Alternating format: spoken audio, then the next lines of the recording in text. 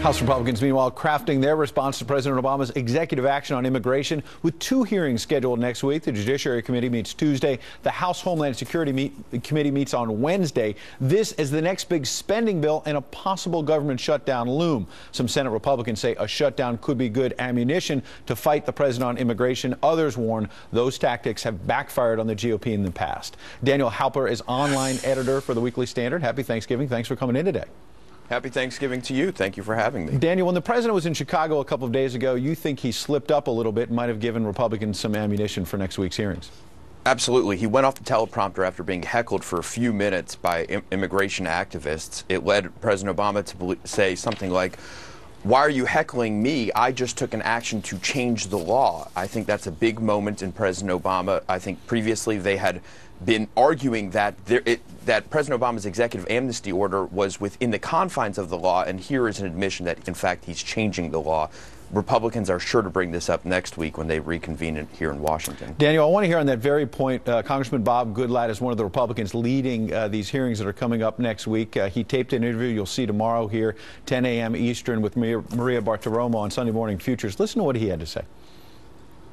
The Constitution says all legislative authority herein granted shall rest in a Congress of the United States. Article 2 says that the president shall take care to faithfully execute the laws. It doesn't say the Congress can act, and if the Congress fails to act, then the president can act. The president either has the authority he has under the law or he does not. And I and a great many other people say he does not, and that will be the subject of the hearing. Daniel, we've heard Republicans say that before, but can they actually stop the president's executive actions? I've talked to people inside the White House who say there's going to be a lot of hearings, there's going to be a lot of criticism, but in the end, the Republicans are not going to stop the president. Well, here's the thing I think that's being lost in the mix. The Republicans are actually unified in the fact that they're against Obama's executive order. I haven't heard a single Republican say that they're for it.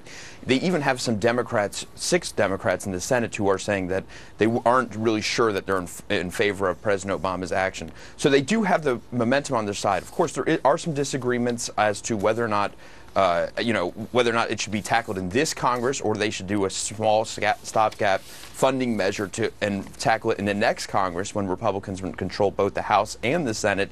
But I think these are small disagreements, and I think ultimately they can send the bill to President Obama's desk that funds the rest of the government that isn't controversial and make President Obama make a decision as to whether or not he signs the bill and keeps government open or whether or not he chooses not to and therefore closing the government. That's the debate that's going on Daniel, here. on that point, too, last question. The incoming Senate Majority Leader Mitch McConnell has said there's not going to be a government shutdown. He's tried to take that off the table. There are other rank-and-file Republicans maybe suggesting don't take it off the table. This is an early test for Mitch McConnell, isn't it? Absolutely. But I think, again, if they send President Obama a spending measure that keeps the government open but doesn't fund these controversial moves, and President Obama decides not to sign that bill, who's then keeping the government open or closed? If President Obama doesn't sign the bill and the government closes, I think Republicans like Mitch McConnell will make the argument that, oh, President Obama just closed down the government and not the Republicans who sent them a bill to keep the government open. I feel like we've been down this road before. Maybe we'll be heading it down there shortly. But for today, we're going to take a break. Happy Thanksgiving. We appreciate you coming in, Daniel. Happy Thanksgiving to you, too. Good to see you.